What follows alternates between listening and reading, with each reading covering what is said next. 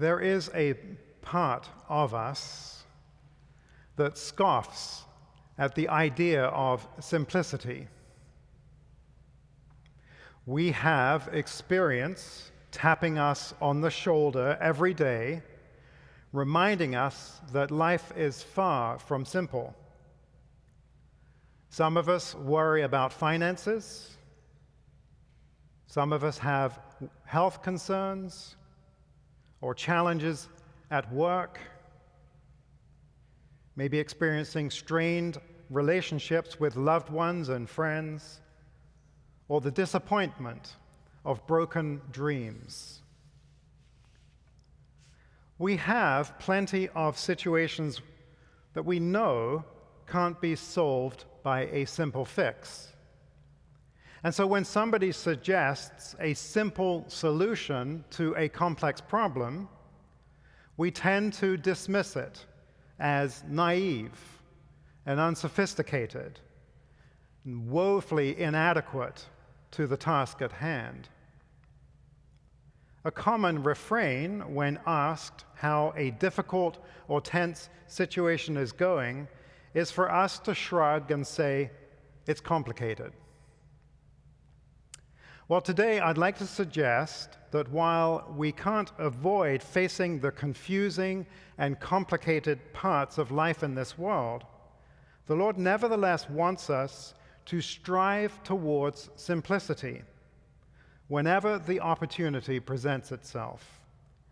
Because this approach, this spiritual practice, promises to center us, anchor us, and keep us open to the influence of the Lord and his angels. This spiritual practice promises to keep us focused on the things that really matter the most.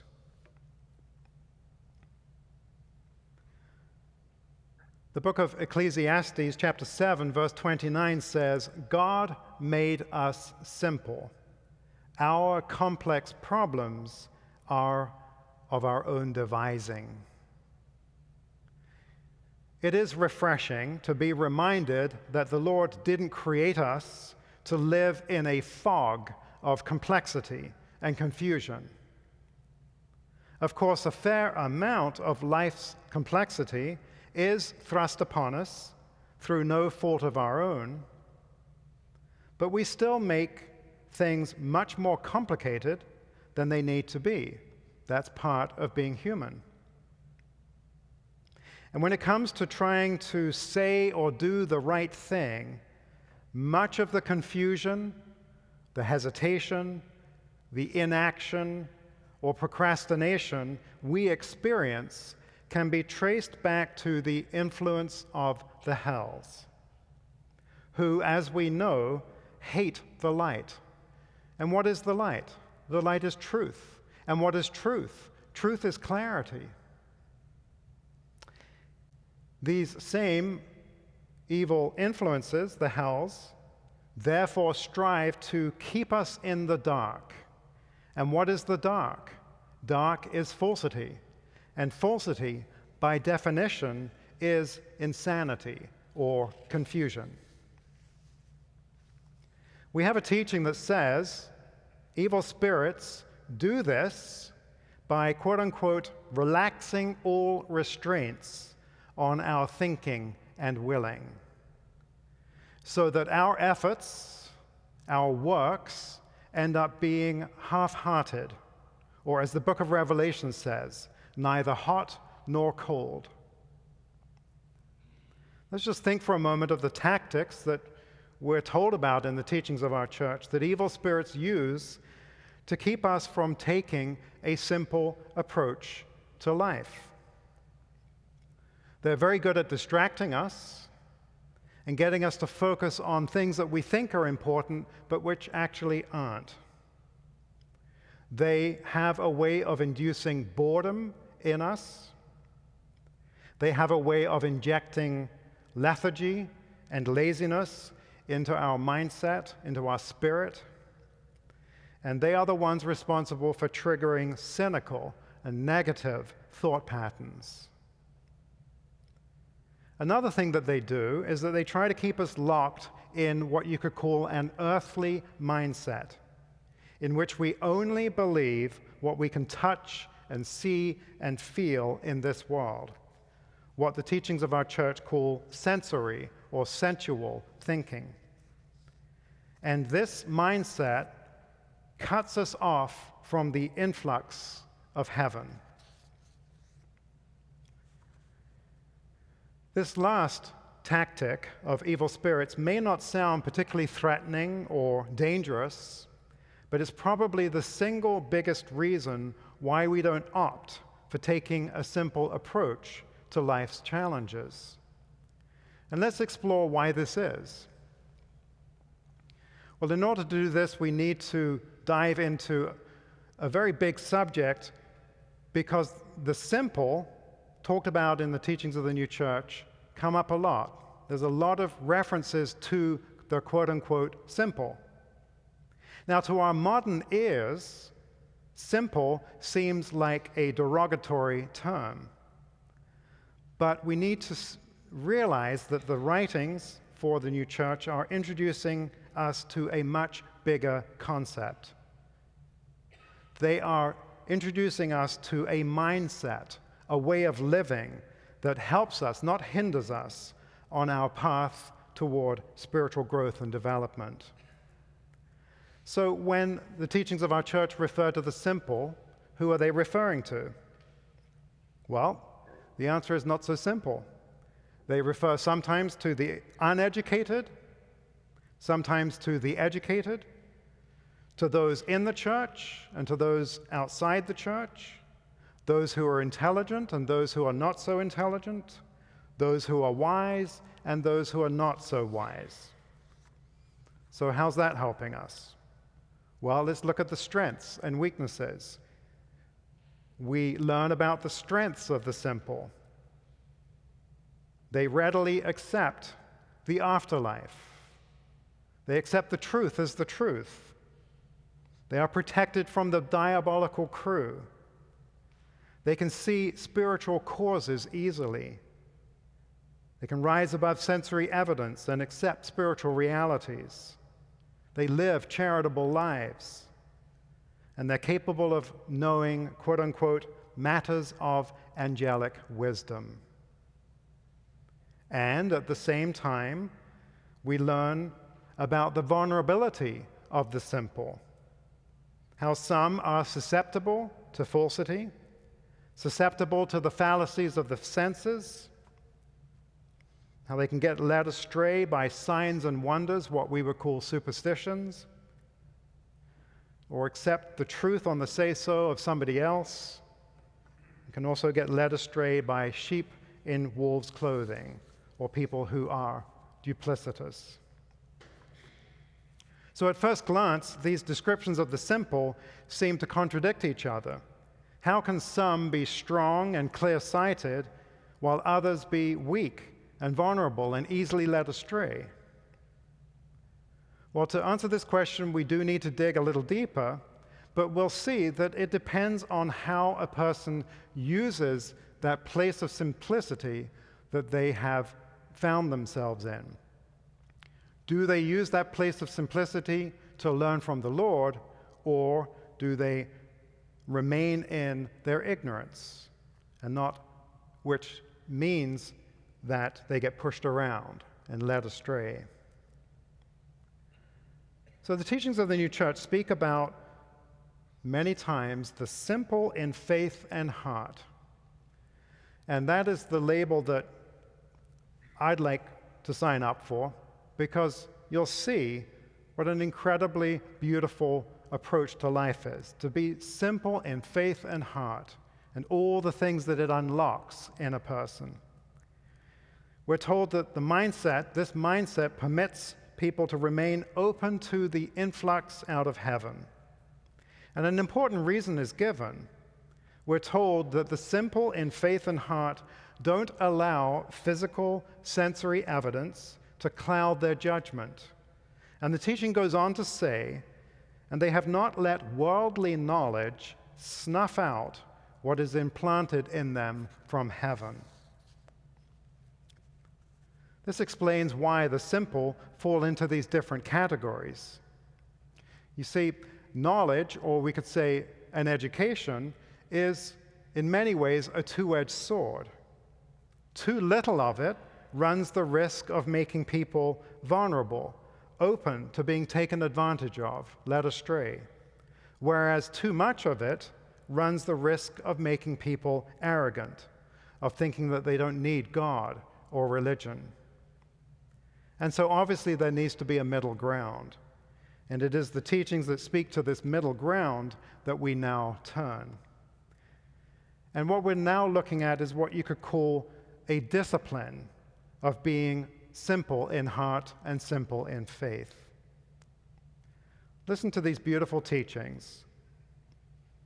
Many of these teachings say that the simple in heart and faith accept a heavenly way of living more readily than others because, quote, in their ideas there is no doubting the truth or negativity as there is in the ideas of those who think they are wise. Another teaching says, the simple in heart take the word of the Lord at face value, believing it with a simple heart, thinking, since the Lord said this, it is true. Another one says, instead of smothering their rational mind with endless arguments, the simple in heart nurture their mind by means of the word of the Lord.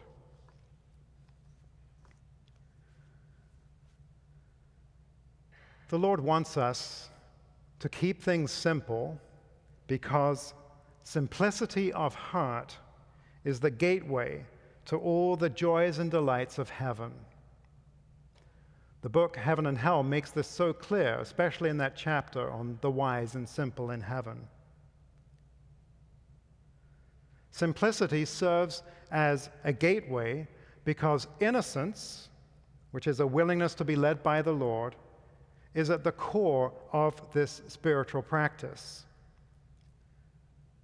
So no matter what the world may say or what we may feel and think, simplicity is not a liability. It is actually a virtue. It means striving to be of one mind. And it's worth noting that the word simple is related to the word single, especially in Greek and Latin. And this is where we get the phrase single-minded. A simple or single-minded approach to life is where our inner and outer thoughts and feelings match, and where they don't clash or contradict each other in that world of flattery and hypocrisy. In our reading today, we read that in the spiritual world, people do not possess two levels of speech, but a single one. There, we read, people speak as they think. And this is the point, the goal, to be of one mind, one heart, one soul. We could go on, but hopefully I've given you a little bit of a sense and a taste of some of these teachings which talk about the simple of faith and the simple in heart. And there is this beautiful process that happens where the things that seemed important and seemed so critical to life fall by the wayside, and the real clarity and the real sense of purpose and direction comes into focus. And ultimately what's happening is we are stepping into a new kind of freedom. Simplifying our lives gives us the freedom to think and act in the way that the Lord intends. And its opposite, its ugly sister, you could say, duplicity, in which we are double-minded, saying or thinking one way but acting in another, is what causes much of the confusion and hurt and complexity that we experience in this world. And this is why the scriptures say, let your yes be yes and your no, no. For whatever is more than these is from the evil one. Because no one can serve two masters. Therefore, seek first the kingdom of God.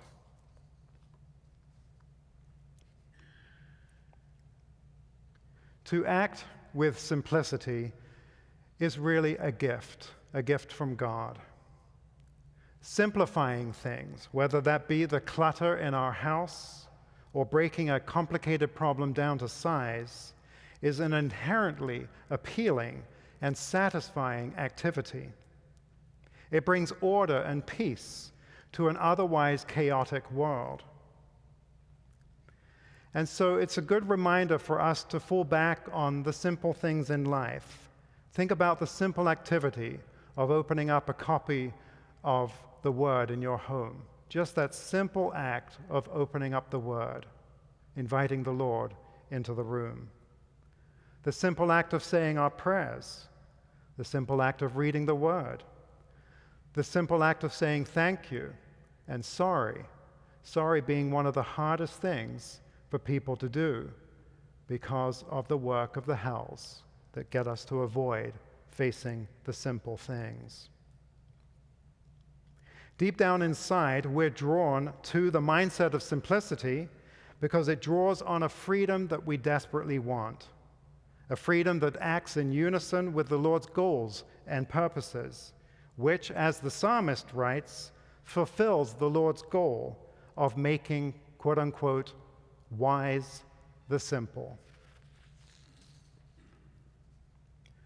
So when the opportunity presents itself to you to simplify your life in the fog of complexity and confusion that you find yourself in, let us remember to first resist the influence and the lies of the hells,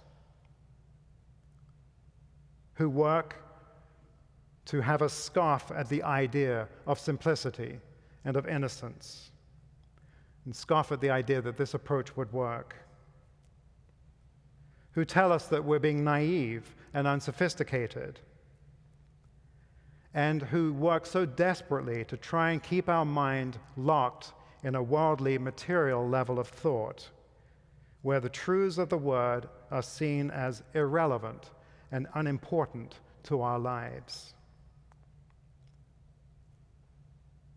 Let us instead embrace this angelic approach, this spiritual discipline, and see it for what it is, a gateway to the Lord's heavenly kingdom. Let us accept the Lord's invitation to be as wise as serpents and as simple as doves. Let us be like the simple in heart who, quote-unquote, nurture their mind by means of the Word. For in practicing the discipline of simplicity, we will find ourselves being more centered, more anchored, and find ourselves open to the influence of the Lord and His angels, and ultimately focused on the things that matter. Amen.